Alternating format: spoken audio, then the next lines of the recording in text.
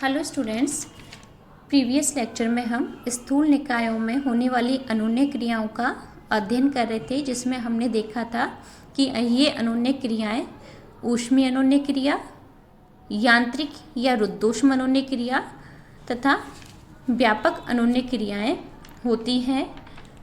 आज हम व्यापक अनुन्नय क्रिया एवं ऊष्मागतिकी का प्रथम नियम तथा विभिन्न स्थूल निकायों में होने वाली विभिन्न अनुन्नय क्रियाओं को एक उदाहरण के द्वारा समझेंगे।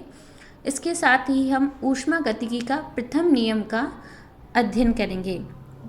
तो हम व्यापक अनुन्नय क्रिया से स्टार्ट करते हैं।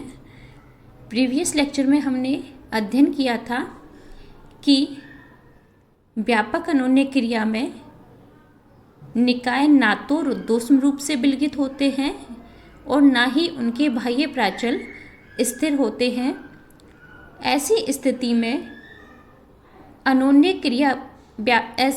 में व्यापक अनुन्नय क्रियाओं में निकायों की माध्य ऊर्जा में कुल परिवर्तन दोनों प्रकार की ऊष्मीय एवं यांत्रिक अनुन्नय क्रियाओं के द्वारा होता है।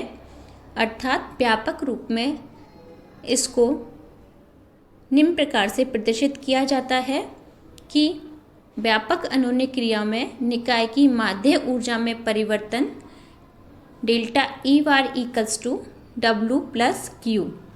यहाँ पर क्यू बाह्य प्राचल को नियत रखते हुए माध्य ऊर्जा के परिवर्तन को व्यक्त करता है, अर्थात ऊष्मीय अनुन्नय क्रिया को व्यक्त करता है, तथा W बाह्य प्राचलों के परिवर्तन के कारण माध्य ऊर्जा के परिवर्तन को व्यक्त करता है, अर्थात रुद्धोष्म अनुन्नय क्रिया को व्यक्त करता है। और यह W निकाय पर किए गए स्थूल कार्य के बराबर होता है। इस प्रकार व्यापक अनुन्नय क्रिया को समीकरण 3 के द्वारा प्रदर्शित किया जाता है। यह अनुन्नय क्रिया वास्तव में ऊष्मागतिकी का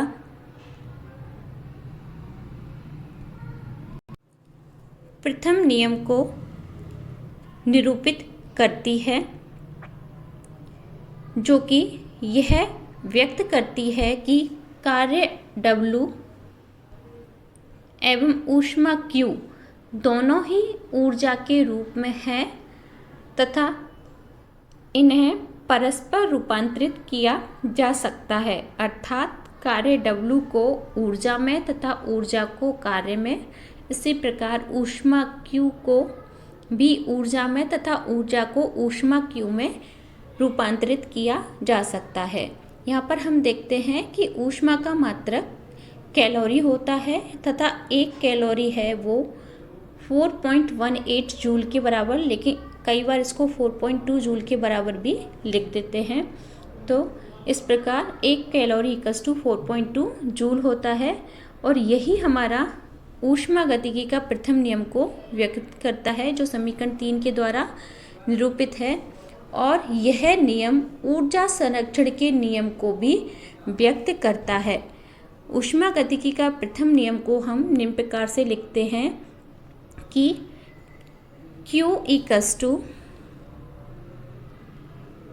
delta E bar plus W, जो कि यह व्यक्त करता है कि किसी निकाय को दी गई ऊष्मा Q निकाय की आंतरिक ऊर्जा में परिवर्तन तथा उस निकाय के द्वारा किए गए कार्य के योग के बराबर होता है। यहाँ पर हम देखते हैं, यहाँ निकाय पर किया गया कार्य है और यदि कार्य निकाय के द्वारा किया जाता है तो यहाँ W को -W से व्यक्त करेंगे। तो इस प्रकार यह समीकरण 3 हो जाती है Q equals to delta E plus W। यहाँ पर W निकाय द्वारा किए गए कार्य को व्यक्त करता है। इस प्रकार यह ऊष्मागतिकी के प्रथम नियम का गणितीय रूप भी व्यक्त करता है। गणितीय रूप है Q equals to delta E plus W। किसी निकाय को दी गई ऊष्मा उस निकाय की आंतरिक ऊर्जा में वृद्धि तथा उस निकाय के द्वारा किए गए कार्य के योग के बराबर होती है।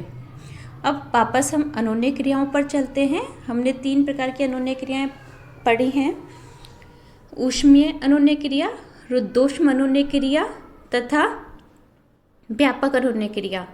इनको समझने के लिए हम एक उदाहरण लेते हैं कि माना कि कोई हमारे पास 2 गैसीय निकाय A व A' हैं जो कि किसी कुचालक बेलन में स्थित है। ये जो एक पूरा एक बेलन है ये कुचालक है। कुचालक मतलब ऊष्मीय रूप से कुचालक है। इसके द्वारा इस दोनों निकायों A तथा A' से जो मिलके संपूर्ण निकाय बनता है वो कुचालक है, ऊष्मा का आदान प्रदान नहीं करता है तथा ये दोनों गैसीय निकाय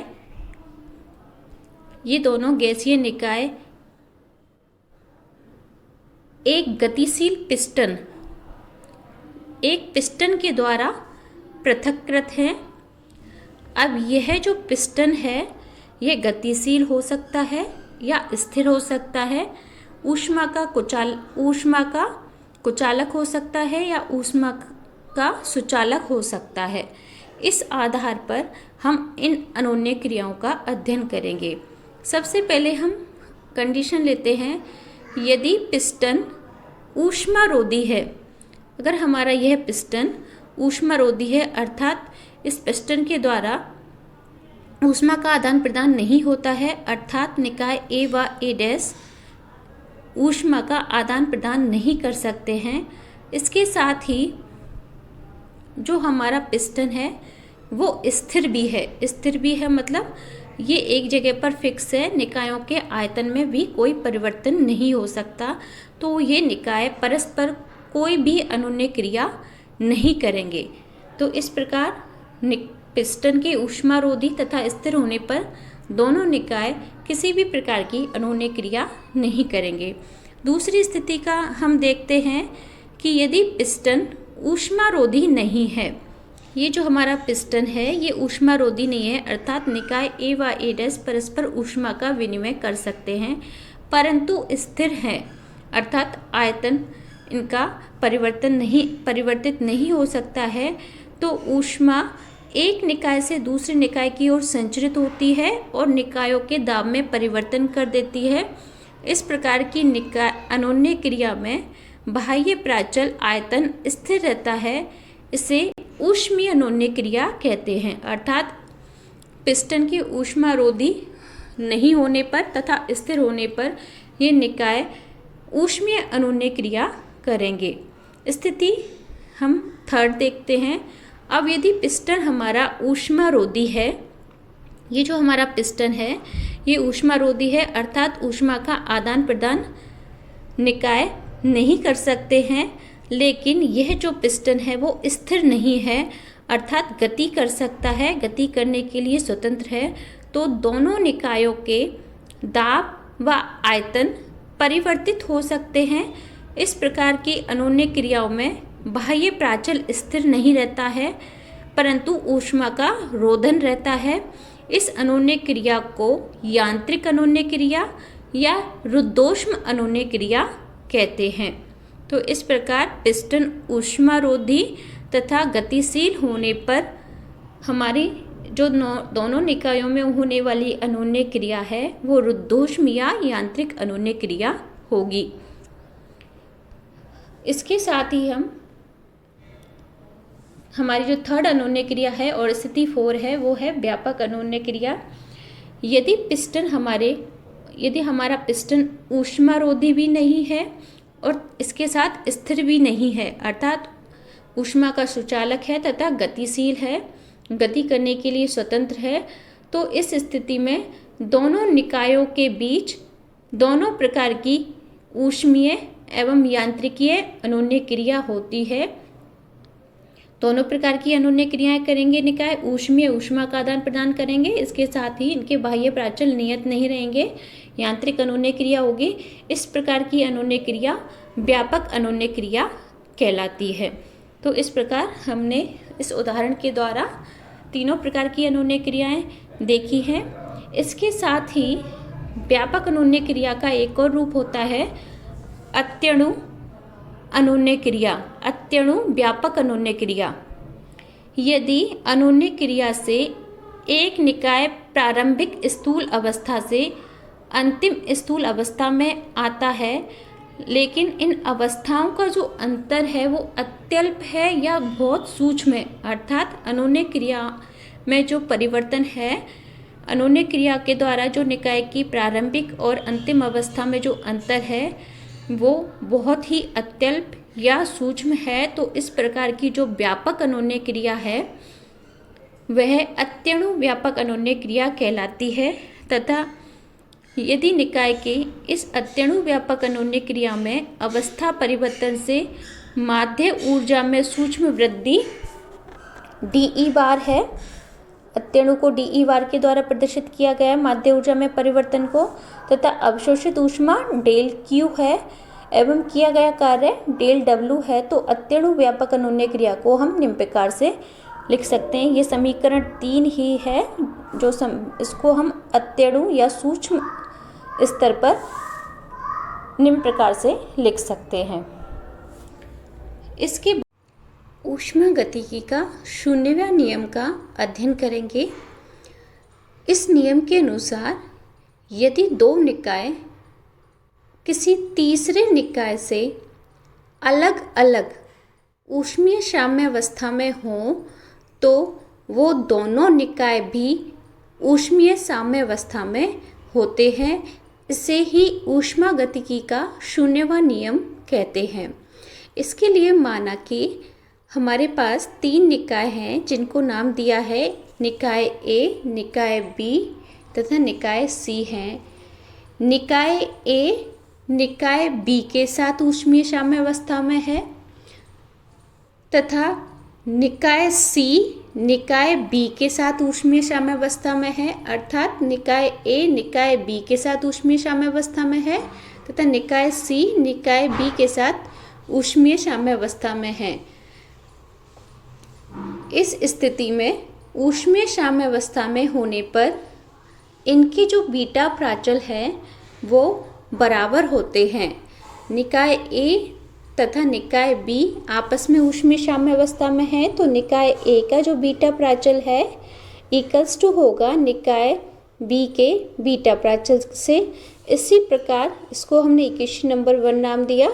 इसी प्रकार जो निकाय सी है उसका बीटा प्राचल जिस बीटा सी इक्वल्स टू होगा निकाय बी के बीटा प्राचल से। इसको हमने इक्वेशन नंबर 2 नाम दिया। इक्वेशन नंबर 1 और नंबर 2 की अगर हम तुलना करते हैं तो हमें प्राप्त होता है beta A equals to beta A equals to beta C equation 1 और 2 की तुलना से, अर्थात निकाय ए तथा निकाय सी के बीटा प्राचल आपस में समान है, जो यह प्रदर्शित करता है कि निकाय ए तथा निकाय सी दोनों भी ऊष्मीय साम्य अवस्था में होंगे, जो कि ऊष्मागतिकी का शून्यवां नियम है कि दो निकाय ए तथा सी अलग अलग निकाय बी से ऊष्मीय साम्य अवस्था में हैं, तो निकाय ए तथा सी भी आपस में ऊष्मीय साम्य अवस्था में होंगे। यहाँ पर जो हमने बीटा प्राचल लिया है यह एक ऐसा मूल ऊष्मागतिक प्राचल है जो ऊष्मीय संतुलन की अवस्था में निकायों के लिए समान होता है और यह एक विमाहीन राशि होता है। बीटा को रिप्रेजेंट किया जाता है beta equals to 1 over small k capital T, जहाँ पर स्मॉल के बोल्ट्जमान नियतांक को निरूपित करता है तथा कैपिटल टी परम ताप को निरूपित करता है। ऊष्मीय संतुलन की अवस्था में कोई दो निकाय ऊष्मीय संतुलन अवस्था में होंगे तो इनके बीटा प्राचल आपस में समान होते हैं। इस प्रकार शून्य ऊष्मागतिकी का शून्यवा नियम का हमने अध्ययन किया। इससे पहले हम ऊष्मागतिकी का प्रथम नियम का अध्ययन कर चुके हैं।